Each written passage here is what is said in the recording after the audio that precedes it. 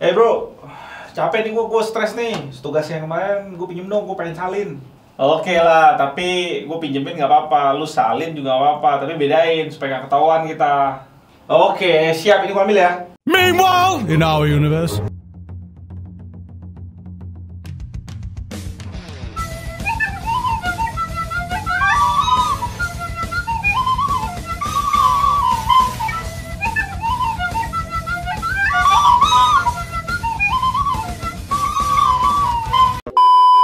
Selamat datang di GTA Channel Paling Canggih di 2021.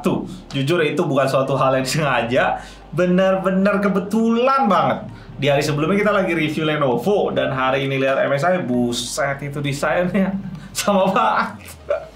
Ya, hari ini gue mau review MSI MP271QP yang sekitar 1 bulanan inilah baru launch di Indonesia. Kalau kita cek di display specification, ini model tahun 2021. Berarti baru banget, fresh banget dari MSI. Kita lihat B-roll yang keren-kerennya dulu dari monitornya.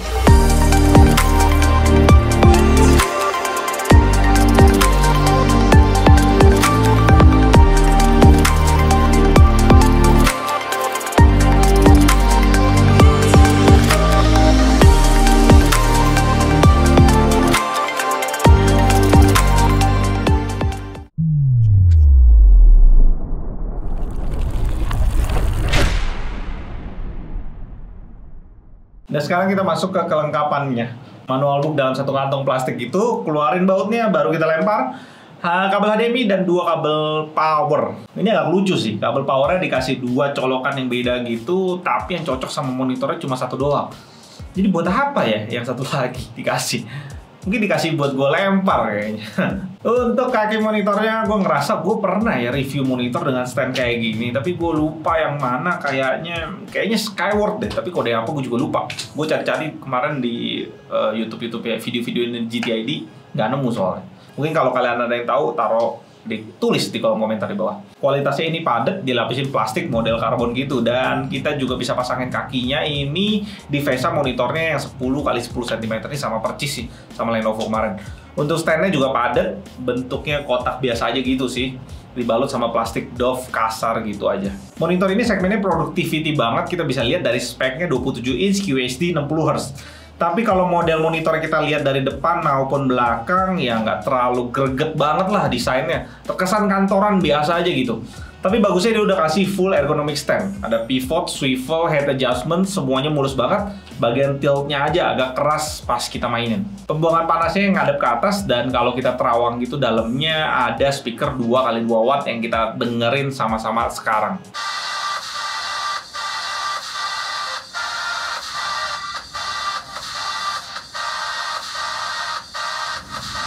Kualitas suaranya kencang sih, tapi bener-bener standar banget kualitasnya. Suaranya nggak bulat sama sekali, jadi lebih ke arah, fungsinya lebih ke arah buat meja kita clean aja. Untuk portnya udah ngadep ke bawah semua, port power 2 HDMI 1.4, display port 1.2. Semua portnya ini udah support resolusi dan hertz yang ada di monitor ini. Dan terakhir, dia kasih kita juga audio jack. Spesifikasi lengkapnya yang belum gue sebutin dari website MSI, panel IPS flat, panel BITM-nya 8 bits murni, brightness 300 nit dengan kontras tipikal 1000:1, respon time-nya 5 millisecond yang nggak penting-penting banget untuk sebuah monitor non-gaming, kita tahu juga nggak penting. sRGB diklaim 126,6%. Lanjut pengetesan data color, dan dari info yang gue dapat di pasaran, monitor ini bersaing dengan Dell S2721DS penjualannya di segmen yang sama nih, yang udah pernah kita review juga sebelumnya. Jadi sekalian gue bandingin di pengetesan ini supaya kalian lebih mudah juga melihat perbedaan keduanya. Untuk color gamut, MSI bisa dibilang menang dari Dell. Semua warnanya mengcover lebih banyak. 100% sRGB, 85% Adobe RGB, 93% DCI-P3, dan 82% NTSC. Brightness sedikit di belakang Dell, MSI cuma bisa kasih 311,5 nits dengan kontras 930:1, dan white point yang cukup rapi di 6800 Kelvin. Untuk color uniformity-nya agak sedikit off di MSI, cukup jauh dibanding Dell. Di MSI ini sampai 5,0 delta E maksimumnya. Next, luminous uniformity, keduanya rapi banget. Di sini kualitasnya di 9 titik pengetesan nggak ada yang 10% ke atas. Tapi kalau gue perhatiin lebih detail, MSI menang tipis di sini. Untuk color akurasi sangat disayangkan, color gamutnya MSI yang tinggi banget itu nggak diimbangi dengan color akurasi yang setara menurut gua. Di sini kita bisa lihat dia cukup akurat, tapi kalau dibandingin sama Dell kita bisa langsung tahu kalau MSI ini ketinggalan cukup jauh, terutama di average delta E-nya. Setelah dikalibrasi masih bisa lebih akurat, average-nya turun ke 1,44 delta E, itu pun masih di belakang kualitas Dell yang sebelum dikalibrasi. Overrating yang dikasih ke kedua monitor ini sebelum dikalibrasi sama-sama 4,5 poin. Cukup imbang sih sebenarnya. Oke, kita masuk ke pengetesan bleeding. Di sini gue show something yang gelap ya. Di sini agak putih karena gue hajar ISO-nya tinggi banget.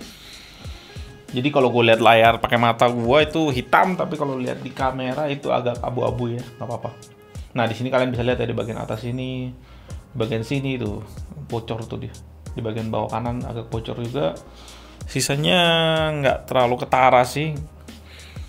Cuma pas di kamera ini aja pas gue kencengin ketara. Cuma kalau dia lagi black ya nggak terlalu parah-parah banget. Lumayan lah, lumayan kelihatan aja. Cuma selama itu nggak mengganggu ya nggak masalah. Ya, tapi ini nggak menjamin ya monitor yang kalian beli pasti bleeding atau pasti nggak bleeding, atau mungkin lebih tepatnya hoki-hokian. Ya, itu pengetesan bleeding kita. MSI MP27QP ini bisa kalian dapetin di harga 4,1 juta dengan garansi 3 tahun full dari MSI. Saingannya yang ada di pasaran, ViewSonic VA27192K 3,2 juta, ViewSonic VX3276 2KP 3,8 juta. Di sini gue mention 32 inch karena harganya range segitu juga. Terus Dell S2721DS 3,9 juta, Armageddon EF27Q HD di 2,4 juta. Dari list itu lu bisa lihat ya, MSI ini agak berat persaingannya di pasaran, apalagi ada Dell di sana yang lebih murah 200.000 dengan bodi putihnya yang pasti orang lebih lirik karena dia beda sendiri daripada yang lain. Dan kita pas lihat Dell itu memang kesannya tuh desainer banget, memang mantap itu. Di sisi lainnya, pas MSI patok ini di harga 4,1 juta, di mana di pasaran kita udah mulai masuk ke segmen 4K sebenarnya, 4K. Ada Philips 278E1A di 4,3 juta dengan garansi 1 tahun doang memang. Dan ada Dell juga di 4K di S2721QS di 4,9 juta. Belum lagi nih, di 4,1 juta MSI juga menyerempet monitor-monitor gaming yang dimana kita udah tes juga kualitas color gamut dan color akurasi udah nggak main-main sekarang. Ya, walaupun di gaming kita dapetin Full HD ya, masih FHD. Sementara di sini QHD, tapi secara value pemakaian nih, kalau gua timbang nih, 144 Hz akan lebih worth it dipunyai dibanding kita punya QHD. Orang desain pasti sometimes dia mau nge-gaming, dan gaming di 144 Hz jauh lebih nyaman di semua game dibanding QHD 60 Hz yang fokusnya pasti ke game-game casual.